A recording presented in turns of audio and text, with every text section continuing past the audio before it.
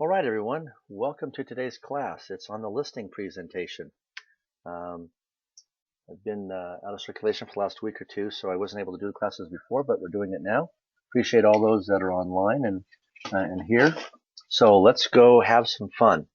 In all the other classes we talked about prospecting to working with buyers, the listing. Excuse me. We did the CMA last time around. And today we're actually going to do the whole listing presentation. So I'm going to do my listing presentation for you. I emailed a copy of the listing presentation to everyone. So I'm going to go through it. I might stop from time to time and give a little side editing of why I say what I say. But really doing my presentation should probably take anywhere from 30 to 45 minutes. We're going to take an hour because I'm going to have some side comments to fill in the time. As always, if you have any questions, be sure to raise your hand or just text right in here on the video right now your question. Or if you're watching this after hours, you may always text me or email me. You can email me at ronb@equity-usa.com, or you can text or phone me at 760-277-7785. What I'm going to show you is my listing presentation. It's what I do. I've developed it over the years from different presentations I've seen, done, been trained on. This is what works for me now. By no means is this the one and only way to do a listing presentation. But this is what I say. This is what I do. So hopefully you can learn from it. I would tell you to take as many classes from different people on listing presentations until you develop your own and it's as comfortable as you want it to be. I was talking with somebody today and we talked about, changing things to make it you. And we use the analogy of cooking. I may make a dish and I got my recipe and I give you the recipe. And while it's the same recipe, you may do a few things just slightly differently. And so it's going to come out tasting slightly differently. And that's okay. Where I make, say like my arroz con pollo, I make it with some cayenne pepper. I like mine with a little kick to it. You may not. So you may make it a little bit more, low key, not kick as much. I use both chili powder and cayenne pepper powder.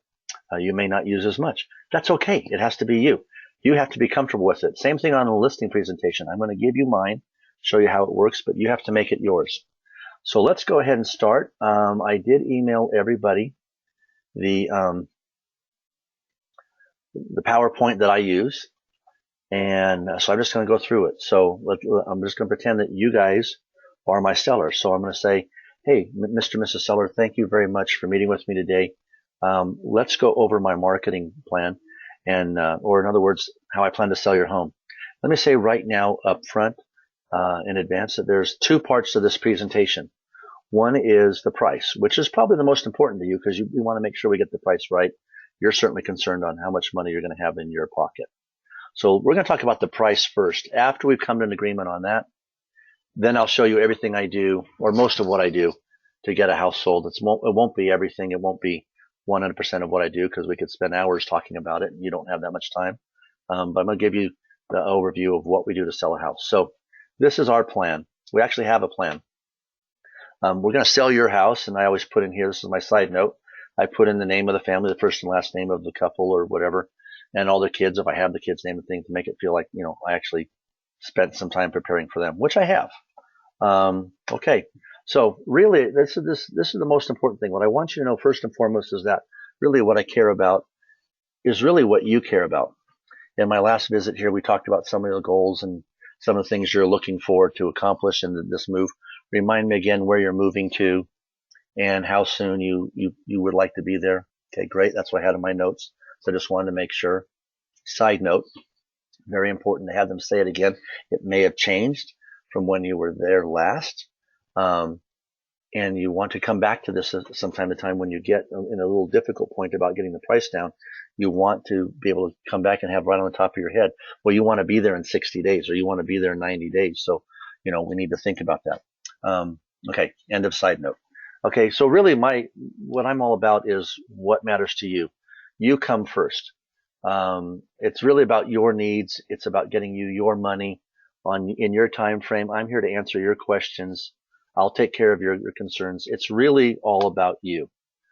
Um, I don't like bragging about myself, so here are some people that I've worked with in the past that have said it's okay to use their stuff. They say I'm great. Side note: always get testimonials. Testimonials are impossible to get from people. So how do you get them? Listen to some of the things they say during the process. Then at the end of the successful close, one of some of your very happiest clients, I just said back to them, I said, when we were doing this, you said this. Okay, like they said, you guys are absolutely the best. We're still amazed that all that you did for us. So I just said to Greg or Monica, I said, when we sold you the house, this is what you said. Could I use that as a quote in a testimonial with your name on it? They said, sure. This thing of having them send testimonials to you, like you do with some websites, it's really hard because they just don't want to take time to do it. It also gives you a chance to kind of massage it into the exact words you want. Worst case scenarios, you retype it up and you send it over to them saying, again, this is what you said. I'm confirming that's okay to use this with your name. They'll say yes, and you put it here.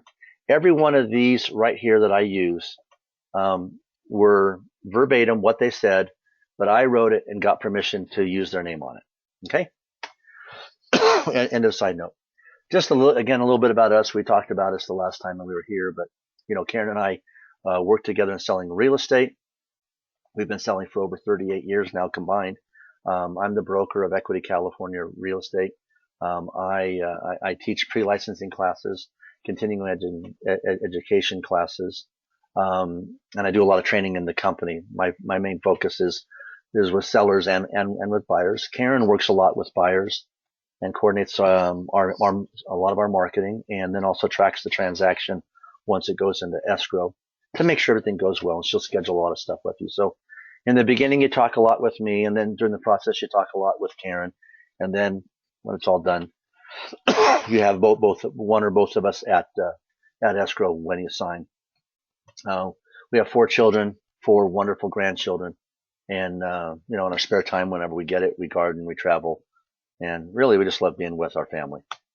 The market is a living, breathing thing. It's always continually changing. So a lot of people ask me, "Hey, how's the market?" And it's always changing. So the question today is the market up? Is it down?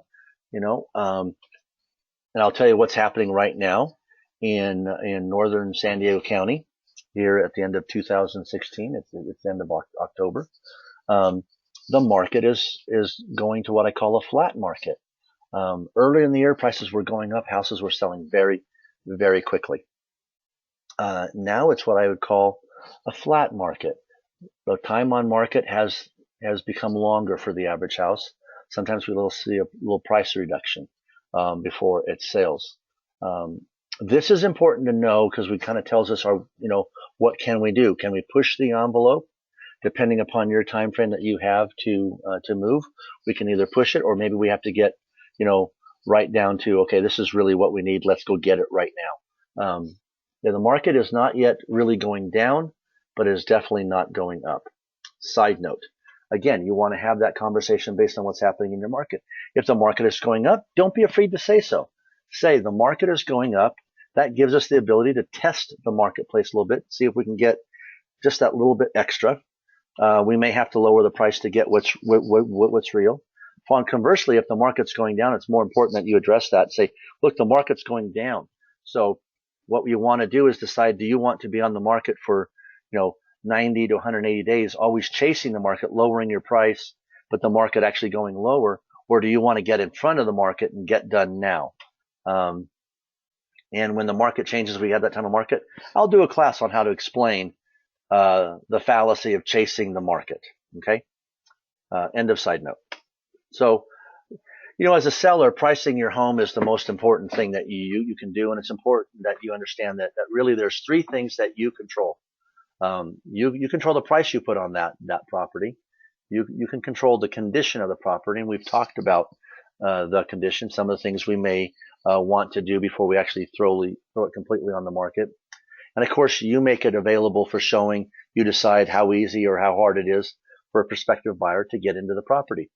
Things that you don't control, you don't control the interest rates, you don't control who else is on the market, your competition, whether it's somebody down the street or around the corner, whether there's 5 of your floor plan on the market. You don't control any of that. You don't control what they're asking for. You can control what you have, what you're asking for, what you're offering. Some of the misconceptions, you don't want to price it for what you want or what you need to get out of the house. We had this up here when the market was going down, and people said, well, I paid this much for it. Well, I hope we never have those days again, but there were days when I was selling houses for less than what you paid for them. Your neighbor, unless he's a real estate broker of many years of experience, I don't think it really matters what your neighbor says is happening. You want to know what the real numbers are, and we're going to go over those in a minute so that you know exactly what's happening. And you may have interviewed another agent, and some agents, have a tendency to tell you what you want to hear so they can get the listing, telling you a price that you'll readily agree to rather than telling you what the actual truth is and where the market is today. But really, you get to determine the value, and ultimately, it's between the buyer and the seller what the value and what the price the home will sell for.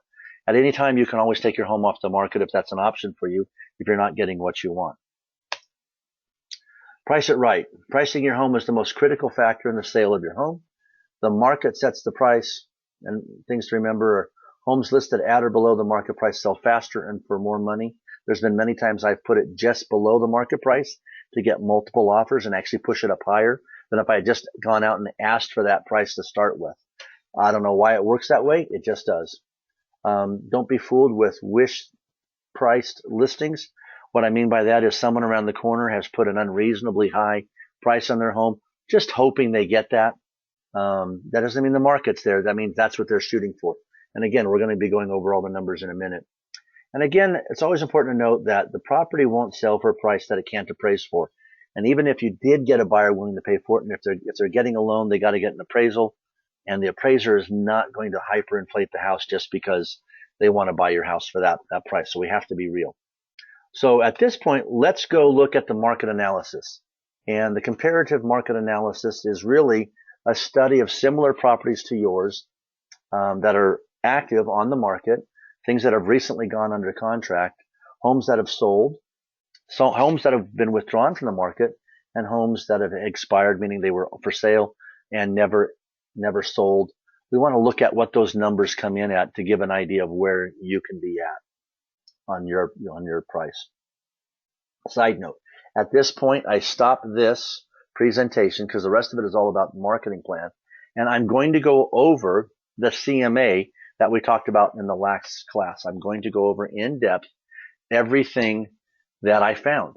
I'm going to start with the most similar to their house. If they're in a subdivision with 4 house plans and, every 4th house was their plan, it's easy to do it. If you're in a more rural or custom home built area, it's a little harder because you have to find homes that have their features. But I always start with the ones most like theirs, and they are probably aware of those. And if it's in a neighborhood, they know which homes like theirs sold and for what price. Excuse me. So that's what I'm going to start with. Go over the actives, the ones that are recently under contract. I'm going to review the solds, the withdrawn, expireds, and then give an overall price range of where the house should be. This could take anywhere from 5 to 20 minutes, depending on how much detail you want to give, how many questions they ask, how much objections and opposition they give you to where you want to go. Don't make this an arm wrestling match. If they are not going to go to the price where you think it's going to go, Don't make it, like I said, an arm wrestle where someone's going to look beat up and broken. You just back off, but when it gets to the final price, if they don't want to get real and they have to go soon, you always have the option to say, well, I know that's the price you want. I just don't see it happening.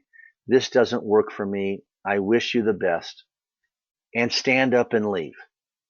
Um, Nothing's more powerful than you really standing by what you think by walking away from it. Now, I won't say every time they call me back. Sometimes they don't. But sometimes they say, wow, you're really serious. I go, yeah, I really feel this way. I think that we're just going to waste our time at that price. And I sat back down and we have worked it out and got the right listing price. Bottom line, I don't move on to the next phase of my presentation until we have an agreed listing price.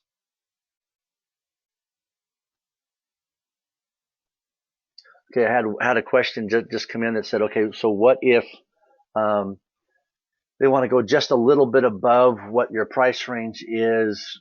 Um, what do you do? Again, this is your call. This is a business decision to you. This is why I remember in the beginning I asked, where are you moving to and how soon do you have to be there? Because if you know what their needs are and their desires are, then you can come back to them. If they want to go a little high, but they have to be there in 60 days, or maybe he's already commuting there and coming back for the weekends and he's back out there for work. Trust me, the family does not want to do this for a long time. There's been times I've taken an overpriced listing knowing that in 2 to 3 weeks I'm going to get the price down. And I just tell them, look, I'm willing to take it at that price, as long as you agree that in 3 weeks we're going to lower the price if we don't have any activity. Because you got to be out of here in 60 days or 90 days, whatever the time frame is. And normally I can get that agreement with them. And that's the only time I will take something out of the price range that I have given them. A lot of times in California, we use the variable range pricing, a high and a low. I never think that the high and that variable price and the range pricing is exactly what we're going to get. Conversely, the low is probably a little lower than what we're probably going to get. When I give my pricing, I give normally within depending on the price of the home, but if it's in the $500,000 range, I'm going to give only a $25,000, range that I think the home should sell in. If it's $100,000, $1 million house, I'm going to give maybe a $50,000. I get very upset. I personally don't agree with the idea of some of these agents using variable range pricing and putting it from, 1.99999 million to $999,999. That's a $200,000 price range. That just tells me you as an agent either one, have no clue what to put this house at, or two, your sellers are beating you up and you're just trying to placate them. Either way, it doesn't say much for you as a listing agent. So get the price right. Don't move on until you have an agreement. Okay, so we've now come off my whole side note. We're coming back. Okay, so Mr. and Mrs. Seller, we've now agreed on the list price. That's great. Before we go, we'll sign the paperwork. We'll talk about exactly which date you want the listing to start, or is it starting today? We'll talk about those things. Okay, now it's really important. I think now that we know what the house is going to sell for. Side note. When we do get a price, I quickly do a net sheet. Meaning I kind of quickly calculate what the price of selling it is going to be. Most of your title companies can send you a program that you can have on your computer. You can pull it up. It already has their title fees and escrow fees in there. So all you got to do is put the sales price, your commission, a home warranty fee, anything that might pop up. Maybe they need to do some painting or change out some carpet, something like that. Whether they're going to help the buyer with any closing costs or not. Put those in there, hit the button, it'll give you the final price. So Mr. and Mrs. Seller, if we sell the house at this price, this means that we're going to put this much money in your pocket. Or if you've put in how much their outstanding loans are, you can put that in there. Always estimate that high. And then, they're going to be pleased they get more money than what they expected. But if I can get them to agree on you're going to have this much money to go buy your next house, you got them. They're yours. Okay. End of side note. Back to this. So Mr. and Mrs. Seller, it's real important that you understand at this point, now that we've agreed on what you're going to sell your house for, what I'm going to do to get that price. And the National Association of Realtors studies everything. They take surveys after survey all year long, year after year. The recent one showed that up to 90% of all buyers start their search on the internet. So I've built my plan specifically, first and foremost, around the internet. And how do I do that? Websites, lots of websites. I'm going to send your listing to almost 100 websites. I couldn't fit them all in here, but you get an idea. They go all sorts of places, all sorts of websites. One of my favorites is actually Realtor.com. It's the #1 site owned by realtors in the world. That's where most people really serious about real estate go.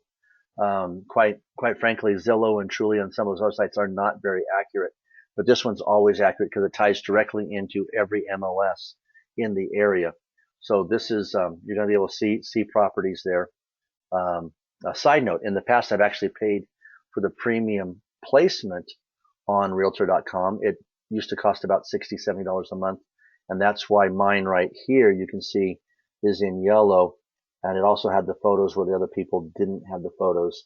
There may be some photos there, but mine had the photo tour and everything listed there. And when you clicked on this page, my name and the information was on that page. That's actually not a bad thing to do by the Realtor.com placement, because a lot of people go on to those websites. End of side note. By the way, on all those websites, what are people looking at to get your home sold, to decide whether they want to see your house? They're looking at the photos, and in my case, I always do a virtual tour. I always want a virtual tour of your home. So one of the things we're going to do tonight is schedule when we're going to get the photographer here. We're going to get it, staged and set up so we can take the most beautiful photographs. Because if 90% of the people are looking at your home online, they've already put in the parameters. I want to be in this area, and I want to be in this price range, and I want so many bedrooms and bathrooms. Okay, you've used search engines before when you've been looking at wherever you're moving to, right? Yeah. Okay, great. So after that, all you're looking at is the photographs of these houses. So the photographs have to be perfect. I use professional photography. I put together a professional virtual tour to make your house look as good as possible. By the way, a home with a virtual tour is viewed 20 times more often than a home that doesn't have a virtual tour, just only has photos. That's 20 times more. So for every time they look at it without a virtual tour, people are looking at another listing 20 times. So I want to make sure we get all the listings, all the views that we can on your listing. We do a virtual tour. This is an example of how the front page of a virtual tour could look. I don't have it here, but there's music playing. You can see that there's many photographs that they can look through. It's just a great way to be able to show your property to as many potential buyers as possible. One of the things we're going to do to encourage people to come in, we talked about one of the 3 things you controlled. That's the showing. Well, we're going to use a key box to show your house. In that is going to be your key. Only real estate agents that have access to that key box can get in, and it always gives me a written printout of everybody who's there, so I can follow up and get feedback. While we're talking about, let me just say this: you don't have to allow a showing at a time that is inconvenient for you. So, many times I've had a client that works swing shifts, so they're sleeping a little later in the morning. That's fine. We can put that in the printout. What's going to happen is agents are going to contact me, and I'm going to contact you and confirm when they can do that. There's also times I've used a showing service that will contact you and confirm back to that agent when they can see the house. It's very safe and very secure. That being said, this is my moment where I always tell you, take all your valuables that you would be heartbroken if something grew legs and walked out of the door. This is where you hide them, move them to somebody else's house, put them in your safe. In 31 years, I've only had one time something go missing, but it was heartbreaking that this happened. So I'm just giving you the heads up right now. put your valuables away. Don't leave them out. You're going to have people walking through your house, and even though there's a professional licensed real estate agent with them, every now and then, something may happen. I don't mean to scare you, but I just want to give you the heads up. Some of the other marketing I do, we're going to talk about. I do flyers and I do postcards. I don't put flyers on a flyer box outside. I'm going to tell you what I do out there in a minute. But what I do have a nice color flyer on the inside of the house, so that after they come in, they have a nice color flyer that they leave with, reminding them of many of the key features of the inside of the house. I oftentimes mail postcards out to around the neighborhood, or sometimes I deliver them myself. Here's why I don't do postcards on the sign. We have an 800 number that I put with my sign that tells them for more information or to see photos of this house, call this number. They put that number in their phone, and they're going to get all the photos and all the information from the listing sent right to their smartphone. But more importantly, it sends me their name and phone number to my phone so I can immediately follow up with them. QR codes don't do that, so I've kind of gotten away from doing the QR codes. I like the 800 numbers better. It captures their phone number, allows me to call and say, hi, my name is Ron. I saw that you just looked at our listing at 1234 Main Street, and I just wanted to know if you would like to see it. That's what you want me to do, right? Get people in the house as fast as possible. So that's why I like the 800 numbers instead of flyers. Then the other thing I do is I do circle prospecting. It's always been interesting to me to note how many times, not all the time, but a good percentage of the time, probably 30 to 35% of the time, we find that the buyer actually knows somebody in the neighborhood. And so I'm going to go out and knock all the doors around your neighborhood, probably 150, 200 doors in the next few days when I have the flyer and everything. I'm going to go out and tell them exactly about your house and what it's going to be on the market for, and see if they know anybody. So that's some of the additional marketing we do for you to get the house sold. So it's on the internet, it's on Craigslist. It's just out there on websites all over the world, as many as we can get it on. We have a virtual tour. We have professional quality photos, because that's how people decide, do they want to see this house or not. So really, it's just a question of how fast you want to get started. We're going to sign the paperwork now. We just got to decide when you want to put the sign up, when the key box goes on. We need to schedule the photography session to get the really great photos of the house. And then I'm going to order some just listed postcards and make the listing information and get it ready in the MLS so we can go active whenever you're ready. That we should do, today or the next day. Get that stuff done. As soon as you're ready to put it, get there. We'll take the photos, get them in the MLS as well as the data. We're going to get the virtual tour set up and running, postcards sent out. We're going to get it on Craigslist, and within the 7 to 14 days, I will have completed my circle prospecting. Any questions about what you would like to do? Side note, you'll notice at this point I haven't said an open house. That's because I want you to be able to keep that back to throw that out there. Sometimes a house is in a lousy location that you drive through bad parts of town to get to that just doesn't look good. You may also have so many listings that you don't know if you can do an open house in the next 3 to 4 weeks.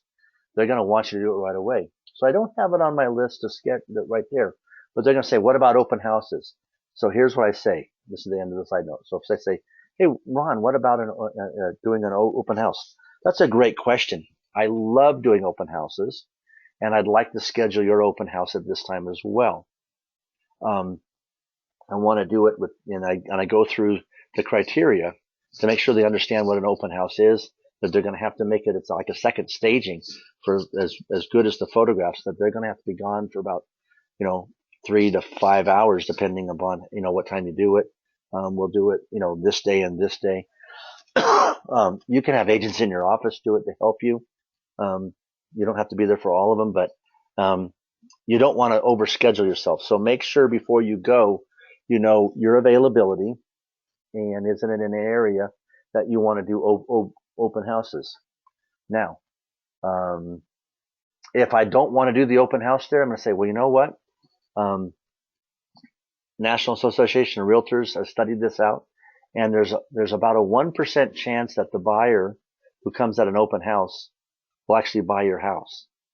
There's about a 12% chance that I'm going to find a buyer at your open house to buy a different house. So number one reason why real estate agents do open houses is to find buyers to sell other houses to. So do you really want to spend all that time and energy getting your house ready and fixed up and everything just for me to find a buyer to go sell another house to? That's what I might say if I really don't want to do the open house. But what you can't do is just like leave it open and say, yeah, we'll do open houses. Know your time. You control your time. Say, yes, I will do an open house. I'm going to do it on this weekend and that weekend. And after that, we're going to discuss a price reduction. Okay. Get firm. Take control of this process. You will go much further if you do that. Okay. Any other questions we have at this point? I have sent you this presentation, or if you're seeing this on the internet and you want it, just contact me. I will send it to you. I can add more. I've even got it where there's blank ones. You can add more in there. For certain properties, I might add something in there that I want to stress or talk about. For example, if I'm doing equestrian property, I might want to talk about the fact that I'm going to be contacting some of the local riding clubs, something like that. If I was selling property in a ski resort town, I might talk about, how I'm going to do some specific marketing for that. But these are just this is my most basic listing presentation. It's worked for me for years. You'll see that in the very beginning, I make sure I'm setting up the stage of why I'm doing what I'm doing. One other thing, I'll pull this up right now. And again, if anybody wants this, I can send this. One of the other things I've done, and I normally have handy, and I bring it out when I'm ready, is my seller services guarantee. I learned this one almost 29 years ago from Mike Ferry. He said have a seller services guarantee, and so I have mine. This is for the buyer, the seller that wants to beat you up on your commission, doesn't want to pay you because he doesn't think you do very much. Well, I pull this out and go, well, here's my seller services guarantee, which basically says if you're not happy with my services and if I don't do all these things or correct any of these things within 24 hours, you can fire me. You're free to go. And I'll just walk through all of them. There's 11. There's 22 things that I do. And then I can tell them, if, no, you want to, and they say, well, we want to negotiate down your commission. Well, that's hard to do because that means I can't do everything. That I've said I'm going to do. Now if they're just moving across town, they already know the house. They may not need relocation assistance. You can get rid of that one. But they go like, well, I said, so pick something on here that you don't want me to do. Well, the fact is they want the comparative market analysis. You've already done it. They want a marketing plan. They want to know what the seller's proceeds are. They want you to help them make their house better for showing. You're going to talk about talking it up at your office meeting. You're going to talk about putting it in the MLS. You're going to be talking about putting it on all the websites. And no matter what they say, they can't say, well, we don't want a key box. Well, that makes it impossible for agents to show your house. Okay. Now, while I'm saying that, there are times you have a very high-end listing. They want you personally there. That's okay. At that point, you will not have a key box on the house.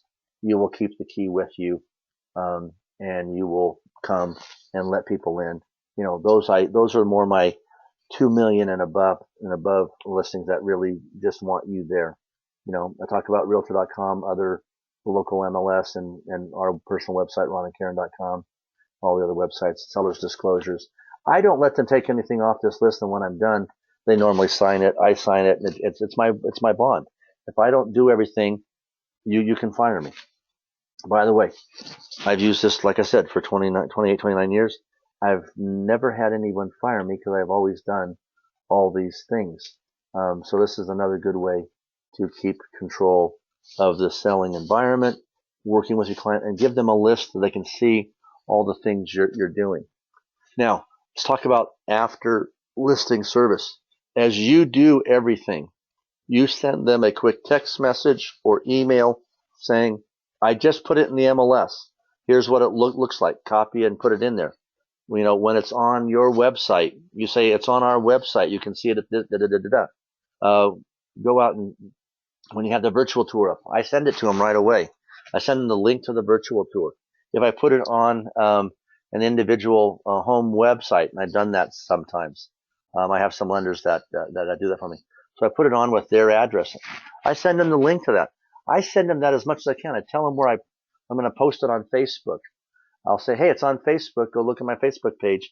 Or I send it to them, to their Facebook. And they'll want to put it out there and post it to everybody. That's how you get a lot of extra marketing. Um, you do a lot of things to sell a home. Excuse me for that cough. You do a lot of things to sell a home. You want to get credit for it. If you don't tell them you're doing it, they don't see most of it. What they see is a sign go up, and they see you come back and put some flyers in the house, and they may, they were there when you did the virtual tour or did the photograph of it, but they don't see what else you're doing. So at least a weekly call with a written description of it and a follow-up with a written description of everything you did. Number one complaint that Realtor.com or the National Association of Realtors found, this is with buyers and sellers. Number one complaint about a real estate agent, they didn't contact me enough. Now, how much is enough? Literally, when you're in the middle of selling a house, you can't call them enough. When you're working with them as a buyer, you can't call them enough. They want you calling and talking to them all the time. So on a listing, I might send 2 or 3 messages during the week, and then at least a 1 phone call a week to make sure they're doing their stuff. The photograph virtual tour company I use sends out a weekly report of how many people looked at the site. I have that set up to go out every Tuesday. So pretty much Tuesday, that goes out Tuesday morning, Tuesday night. I like to call and go over it with them. That company, by the way, is called tourfactory.com. They can take the photographs and do it for you, or you can build it yourself, depending upon what you want to do and how good you are at photography. Tourfactory.com, great site for taking and having quality photographs taken and getting them posted and out there. Any other questions about listing, the listing presentation? Again, there's other people that have other processes. I urge you, I can't stress enough, go see what they do. Again, this works for me. This is more my style. You have to find your voice, your style, and you have to make sure you're comfortable in saying all those things. If you have any questions about what you can or cannot say or should not be doing, call me. Again, or contact me in either way you want to. My email, ronb@equity-usa.com. My phone number, 760-277-7785. Again, the one thing we talked about is I use my seller services guarantee to protect what I'm charging. People will a lot of times ask you. There's a lot of different ways to work with that. One of the easiest ones is someone will say, like, well, can you lower your commission? One of the easiest ways to answer that is like, no. Do you have any other questions? Okay. One of the things my wife and I have done years ago is we put together our listing commission price list. So I have it already printed out. So if they ask me about discounts, I can show them, well, here's where the discounts come in. When you're selling a house and buying another one, here's where I give the discount. Or if you're a repeat customer, you get a discount. This is our policy. This is what we do with all our clients. So, if you're a first timer, I'm sorry. We don't give a discount the first time, but when you come back and sell the house, we're going to give you a discount. By the way, always be sure to give a housewarming gift and say thank you for everything they do and any referrals that they send you. Okay. With that, I'm going to get rid of this and go back to our main equity screen. Any other questions from anybody out there? Anybody at all? Okay. Well, I appreciate everybody being here, your time, and I look forward to seeing you again very, very soon. We'll have our final class of this series next week. We'll kind of be a review of everything, and so I look forward to seeing you next Monday. Again, make it a great day. Thank you.